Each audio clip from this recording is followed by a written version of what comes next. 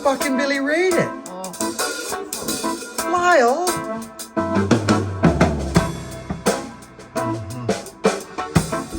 I've got the vector for it.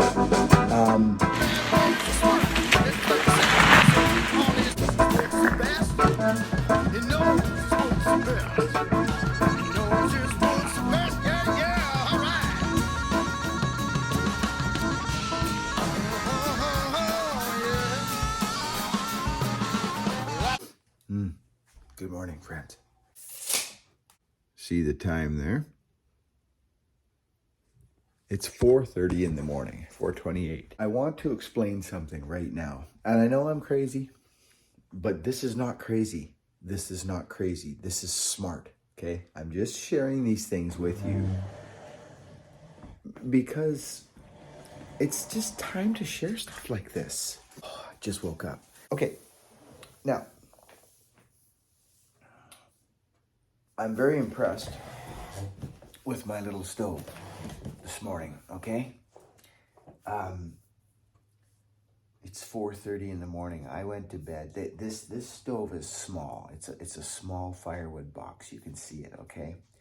But last night, and this is why I say this to people. People always think, oh, my stove takes 18 inches. Well, this stove, here, I'm going to show you.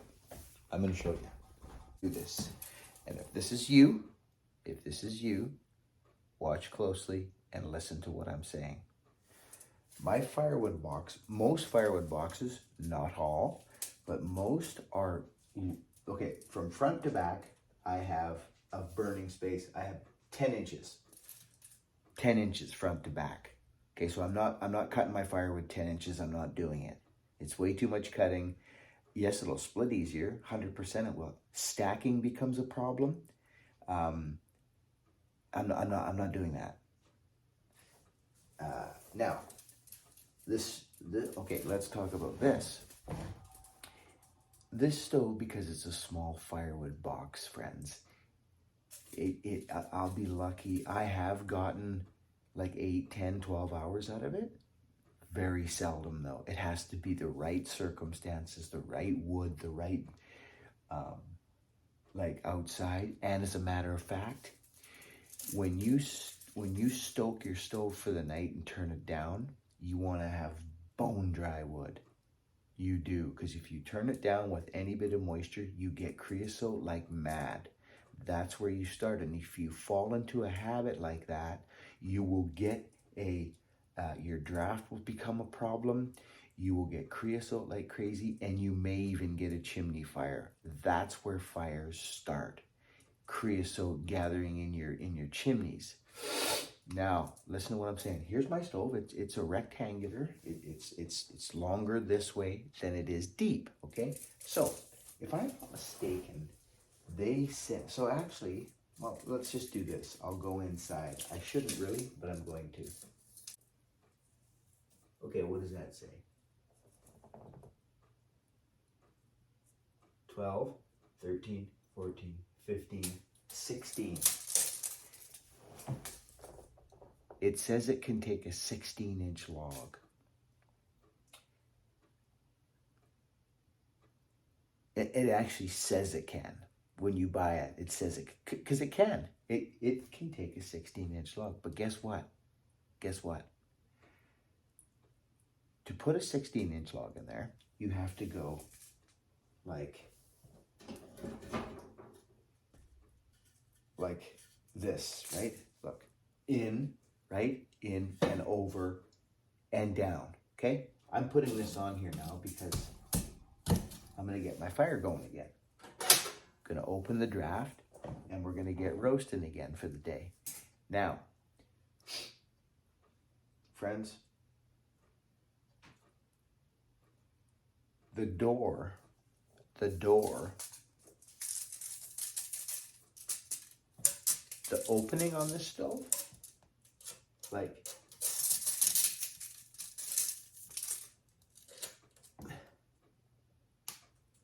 the perfect size wood to get into this stove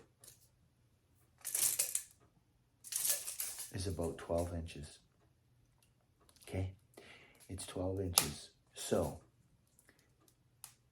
your mind says, well, I'm not getting a full burn. I'm not getting a full burn. Well, guess what? That is very untrue. And by a lot. By a lot. And I'll show you why. So here, this is perfect. This is the perfect example. Look at this, friends. This has got to be 15 inches, this piece of wood. Maybe even 16, but I don't think so.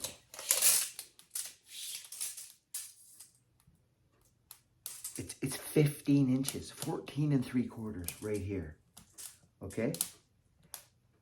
So that's even less than what it says. Now think about this. Think about this for a minute, friends. Watch. We know we can't go in this way. We just know we can't do that. Now think about this. If you've got wood kind of stacked up in there, like two more pieces, you have this huge space at the front of wasted burn time and space. I'm putting this in because it's longer and it can go to the back. No problem. See? Barely though. Barely though, friends, okay? So to be honest with you, a good sized burning piece of wood for this stove is 14 inch, okay? But I go one further. I go one further. So think about this. I'm talking about what you think you're missing. Okay, so say it's 16 inches. You know you're not putting a 16-inch piece. Say 15, okay? So, no, seriously, think about it. Even if it was 14. So you're using 14-inch pieces. So you stick those 14-inch pieces in there, right? So what are you missing in your mind? Well, I'm missing 2 inches of burn on the outside. That's a lot. 2 inches? By whatever? That's a little block of wood. It's literally a little block of wood in your hand. I'm talking cubic now, okay? Friends, seriously, think about this. So you're missing, let's say, so 2, 4, say you're missing a 6-inch. I'm just saying, I'm actually giving it more than it really should be. Say you're missing 6 inches. 6 inches of space on the outside. Now,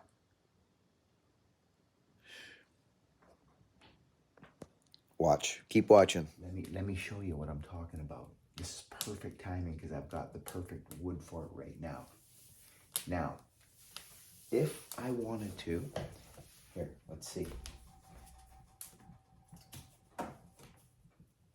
Okay, here's a piece of wood that is probably about 13 inches, maybe 14. It's 13 right on the noggin. It's 13 inches, friends. Okay, this will go on. It'll go in, but guess what? So check this out. Seriously, friends, I'm telling you, if I put this piece of wood in, see this? See this? If I put this piece of wood in small end in, I have now lost space. I've lost it for the next piece if I'm stoking her for the night. It'll go. It will go. And I could shut it down, but that would be it. Now, I don't usually do this first burn in the morning, but I'm going to do it because I'm talking to you guys how to maximize. Do it because I'm talking to you guys how to maximize. So now, there. That piece is almost flat. Now, like I say, if I put this in like this, it won't go this way. I may have to because there's probably not enough space. Yeah, there is. I have to go in this way, and I'm going to. But what I'm saying is if I went in like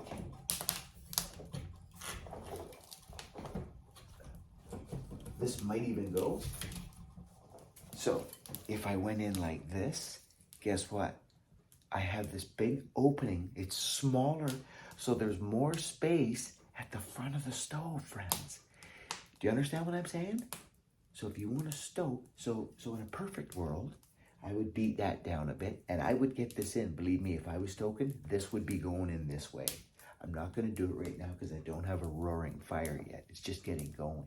But I'll guarantee you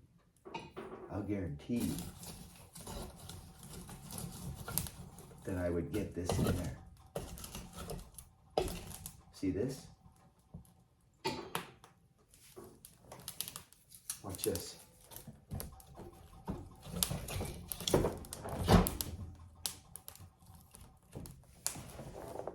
Did you just see what I did? Okay, I got it in there. You're not getting any more wood in there now of 14 inches. You're just not doing it. It's over. You've totally maxed your stove out now. You have. You're pretty much at the front of it. You got about 4 inches of space at the front. But you're not putting any more wood in there unless it's 12 inches and you can slip it straight in the door. So this is going to be a nice burn. And you can see it's already beautiful dry wood. It's already catching, which is what you want. Now listen to what I'm saying. If this was a nighttime burner, it's not right now and I'm not going to do it, but I want to show you this. Check this out. Look at this freaking chunk of wood. Look at this beautiful, beautiful chunk of wood. Now check this out. I would get this in. I would. Watch. See that?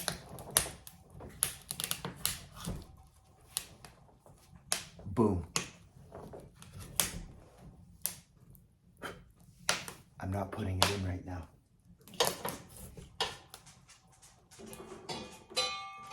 Just because your stove says you can cut, or just because your stove says you can burn 16, 18 inch pieces, learn your freaking stove. It's just like learning your old truck.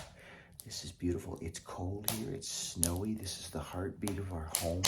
I've lived on a firewood stove. I've lived on our stove in Yellow Point when my mom raised me and my brother. So I'm shutting this now. This is nice for this. And look at the glass, friends. I had a piece of wood last night, so I didn't even tell you the story yet. I'm all over because I'm excited about this stuff, sharing this with you. My stove last night burned from 9:30, 10:30, 11:30, 12:30, 1:30, 2:30, 3:30, 4:30. I got 7 hours out of this little firewood box. Because what I did, listen to this one now. Listen to this tip. If you stoke your fire at night, like say you've got coals, right? And you stoke it, like put all your wood in there and shut it down right away. You got to make sure it catches. You don't want to have it turned down and then all those new pieces of wood kill it. That's why it's very imperative to have dry wood. This is incredible. See, if I crank this down right now, that flame will just start to slow down a little bit. It won't go away, but it will slow right down. You'll see a bit more smoke. Yeah, there it goes. And I think my door has a bit of sealing issues. I'm gonna have to redo my things soon, but there it goes. It's completely slowing right down. You may not see it as much as I do, but see that flame over there? It's gone now. There was flame there. It's gonna disappear. That flame's gonna disappear. Watch. So what I'm saying, I'm just showing you this stuff. It's turned right down. The stove max right down.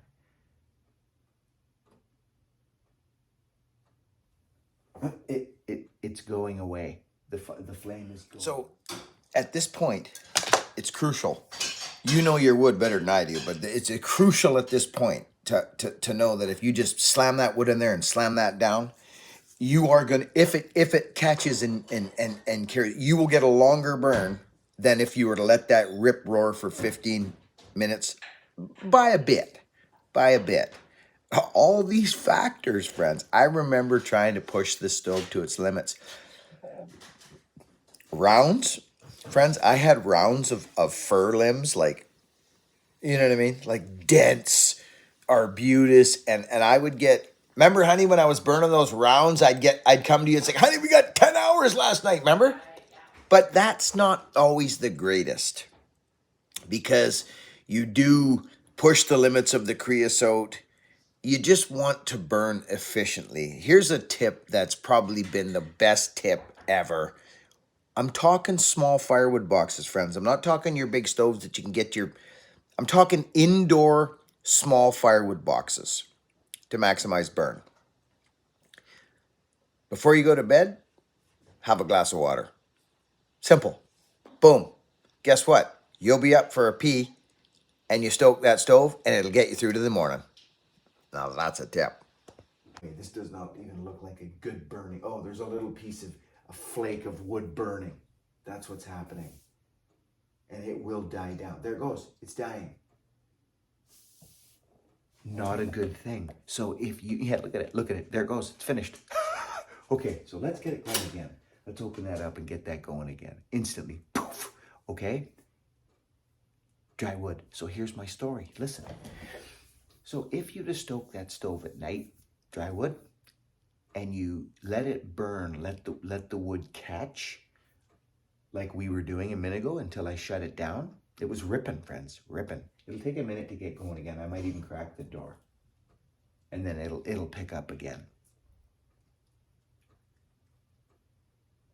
So if you want a longer burn, Chica, come on, baby. Come on, baby. Come here, you Chica. Come over here. Come on, baby. She's just standing there because she knows I'm talking to you guys. Here it comes. Here it comes again. Oh, she'll go lay down in the bathroom. So, listen. If you can't get a piece of, yes, it's going to lean up against the glass. I've been doing it for freaking years. Yes, it will. If you can, when you put that last piece in, like that short one I showed you, when it's time to do that at night, if I hadn't have done that, or if I don't run my stove like that, she's out. It's a small firewood box. There, I can turn it down now and shut the door. You see what I mean? She's ripping again. I'm going to start throwing massive heat. So there are all kinds of little tricks, friends. If you know your wood is completely bone dry, 2 years seasoned, like super dry, do not tarp your firewood. If you think you're being Mr. Coolio and you've got your firewood, say you've got firewood that's a year, you're not going to burn it for like a year or 2 years, and you're tarping it right from the top over to the ground, you're making a horrible mistake. You're creating mold, and you're creating more moisture than you would if you had it rained on for 30 days straight, and then when the sun comes out and the air comes through it and dries it off. You're creating a problem. Get your tarps off your wood. If you want to tarp your wood, tarp the top of it. Just the top. Okay? If your mind is working that way. Okay? Don't do that. Our sheds, you know my firewood sheds, friends, it gets pelted by rain. We have southeasterly winds. They blow right at the wood shed, and the wood looks wet sometimes. Looks wet. Is it wet? No. It's seasoned wood that's been rained on. So we bring it in, we put it by the fire, and you know what I'm saying? So just please understand all these little whatevers that you've seen growing up or been taught maybe. Do not tarp your wood. I got 7 hours out of the stove last night. I wanted to finish with saying, can you hear it? It's working beautifully. Now, if I was to put those pieces, so what I do is I stoke the stove at night. I open it wide open.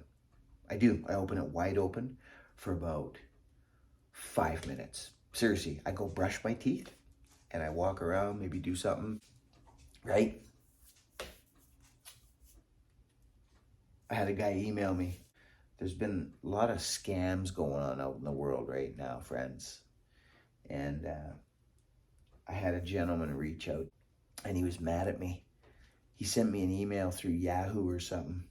So I answered his email. I said, right on, you called out the scammer. He was going to give him a 400, some kind of a power saw or something. Friends, listen, if you're new here, I don't have Telegram. I don't have anything.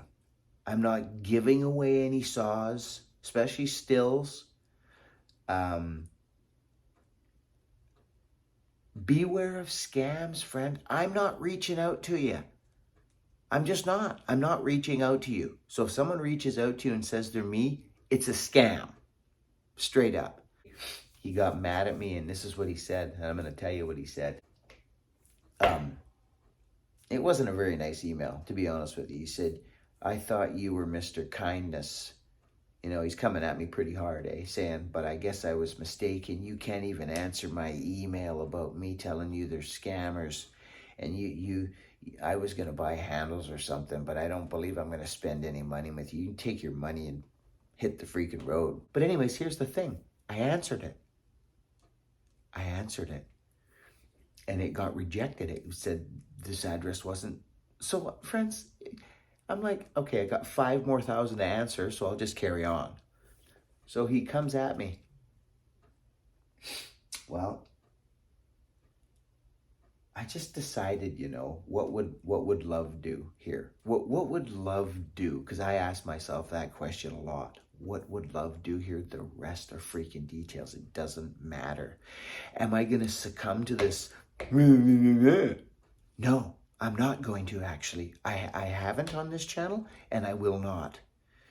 So I found the email. I went and I found the email. I took a screenshot of it, me showing that I emailed him on his original email, and I sent it back to. I don't know why it didn't come back. I don't inspect people's things. If it doesn't come back, I move on. It's not my problem. And it's definitely not my problem if you're getting scammed. That's your problem. So he got mad and said I was a fake. You can give him the bird, and you can go, well, I don't need you anyway, hit the road, and I don't give it, right? You can do that.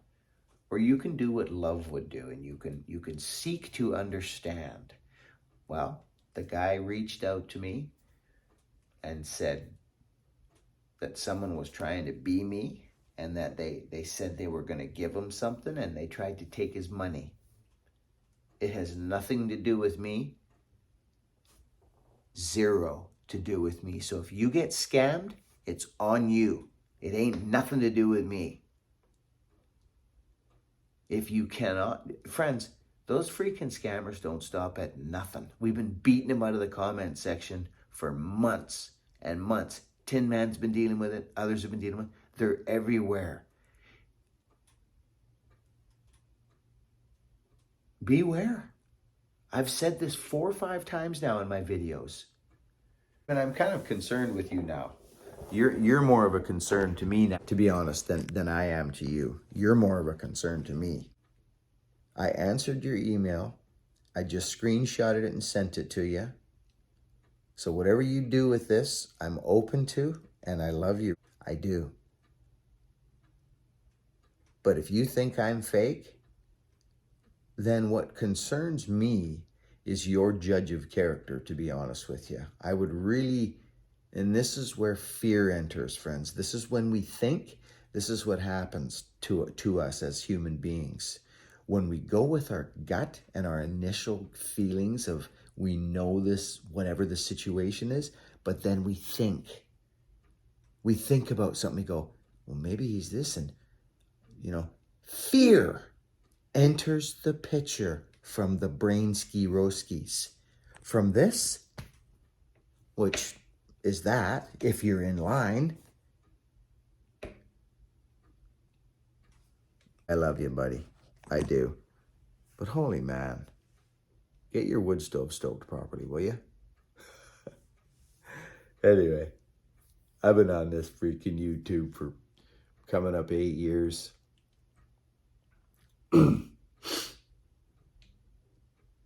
If you don't know who I am by now, then you'll never know me. Be honest, work hard, and be kind. And get your wood stove straight. because you'll be very happy with a small wood stove like this. And the reason we didn't put a big wood stove in here is because we have it right on our main floor, right? We love it. We sit right here. I'm right there. My wife's right there. Does it get warm in here? It sure does. We open those things. They're called windows, and there's a door over there. Cross breeze, problem gone. All right. So I'll just put that there for a second. It is, what is it now? Oh, it's 2 hours. It's literally 2 hours, friends, since we stoked the stove the first time. Burning straight goods hot, like wide open. The fan's going, or that fan. And here we are roasting, and it's putting heat. Now, so I got a piece of wood on the stove there, ready to go. It's hot, hot, hot. I just come in here, look at this freaking firewood, friends. Look at it. Sorry. Now that is a freaking roaster. Now, because it's down a bit, but here I want to show you something. Here is a piece of wood with, you see that? You know what that is? I know you do. It's pitch. Watch what I do here. Now that I've got a great coal, I'm just going to put this, oh, well look. I can literally go straight in. Oh my goodness gracious. Oh. You see what that pitch does? That's fir pitch for you. And the smell, friends, oh,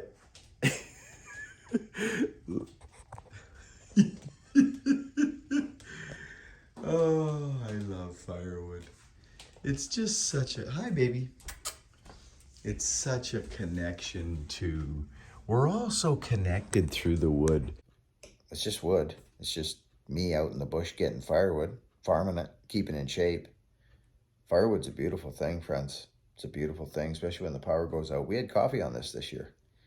It was nice. I grew up on a wood stove, but ours was long. It was long ways. Excuse me. It says it's 16, but really, it's 12.